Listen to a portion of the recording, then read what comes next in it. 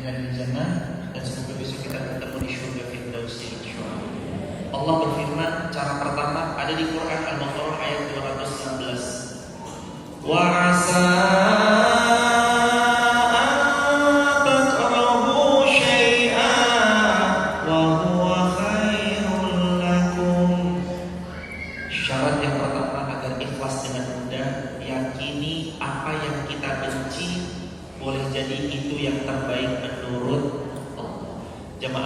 detik pertama handphone berdering, detik kedua kita angkat telinga itu, terdengar sayup-sayup suara deg-degan di sana, lagi cari atur kata gimana nyampein ke kita.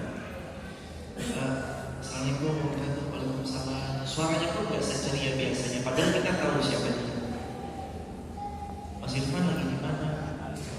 Lagi di bandara, kenapa? Pulang? Bisa nggak kira-kira? Kenapa emang?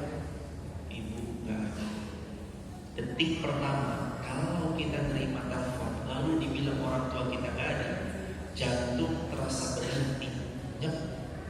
Dunia kayak kosong, nyep. Bingung mau ngapain. Dan saat itu dunia tuh rasanya gak sama lagi seperti sebelum-sebelumnya.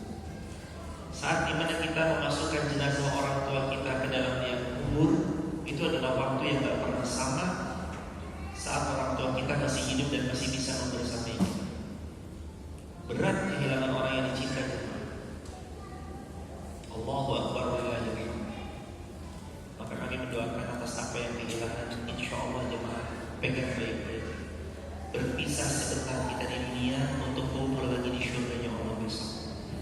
Yakini itu jemaah. Maka cara ikhlas paling gampang, yakini apa yang Allah putuskan, tetapkan, tentukan, pasti yang terbaik. Wa asa takrahu syai'an wa huwa khairul lakum. Ya Allah, kenapa suami saya? Ya Allah, tapi kenapa anak yang paling saya cinta? Ya Allah, bukankah anak saya lagi lucu-lucunya, kenapa engkau ambil? Ya Allah, saya sudah tunggu lama 18 tahun menikah, kenapa anak saya baru seumur 4 hari engkau ambil? Ya Allah, kenapa harus orang tua saya? Terus saya harus ngadu sama siapa lagi? Ya Allah, kenapa harus ibu? Padahal ibu adalah orang yang paling saya cinta dan paling saya hormati. Kenapa engkau ambil ya Allah? Ingat selalu, Allah yang paling tahu yang terbaik buat kita. Jemaah mungkin pengennya ya ibu membersamai, bapak membersamai, tapi tahukah bahkan Rasulullah sudah yatim dari kecil? Rasulullah pernah mengalami seperti yang kita alami juga. Rasulullah kehilangan pamannya, bapaknya, ibunya. Walau kita tahu Rasulullah manusia yang paling dicinta, tapi ingat, tidak ada cintanya Allah datang dalam segala kemudahan kecuali Allah pastikan datang ujian dalam hidup beliau. Bayangin berat jadi nabi jemaah.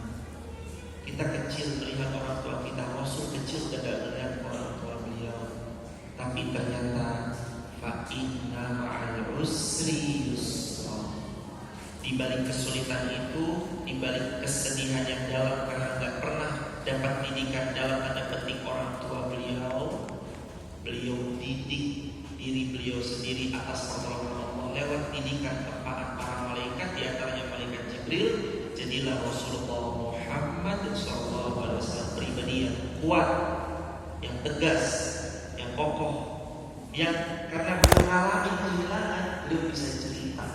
Karena beliau mengalami kehilangan, beliau bisa memupuk sahabat untuk gak sedih atas apa yang hilang. Makanya cara yang pertama, Al-Baqarah 216, yakin rencana Allah yang terbaik. Yang kedua, sabda Rasulullah. Gimana caranya ikhlas? Paksakan untuk ridho. Nabi bersabda, man radiya falahu ridho, man sakhita falahu sukhtu. Kalau kamu ridho atas ketentuan yang Allah sudah tetapkan, maka yakini bahwa Allah juga ridho kepadamu. Tapi kalau kamu murka, kamu gak suka, ya Allah kenapa terus ngeluh, terus gak suka sama ketetapan takdir yang Allah takdirkan, falahu sukhtu, maka siap-siap murka Allah atas kalian.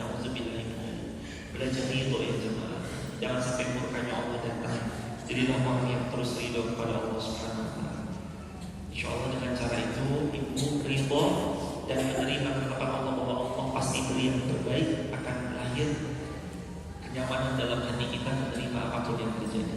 Mari kita tutup dengan doa bersama-sama. A'udzu billahi